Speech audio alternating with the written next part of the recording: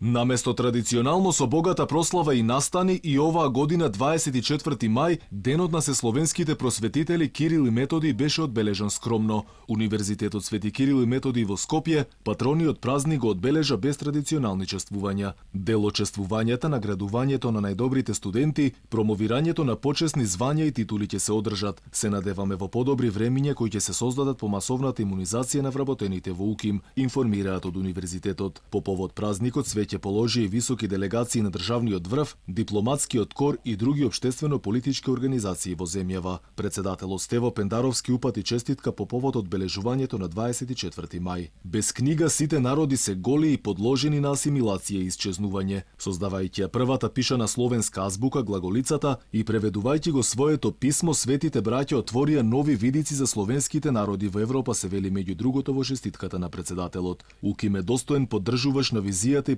просветителското дело на светите браќа Кирил и Методи, пишува во честитката премиерот Зоран Заев. УКИМ досега има создадено околу 150.000 високостручни кадри, над 10.000 магистри и специјалисти и околу 4.000 доктори на науки. Воедно овој наш престижен универзитет останува посветен на негувањето и чувањето на македонскиот народ и македонскиот јазик, вели премиерот. И лидерот на ВМРО ДПМН Христијан Мицкоски упати честитка до граѓаните по повод одбележувањето на големиот празник. Ширењето на словенската писменост и заштитата на словенската култура е придонес кој што сите словенски народи го почитуваат и пред се што се поклонуваат. Ние сме особено горди што токму ова искра на прво словенско писмо почнува тука од Македонија, се вели во честитката од лидерот на опозицијата. Инаку големите македонски и сесловенски просветители, светите браќа Кирил и Методи, се основоположници на словенската писменост и литература и се заслужни за културниот развој на сите словенски народи. Поради нивните заслуги за христијанството, Светата црква ги прогласила за рамни на апостолите.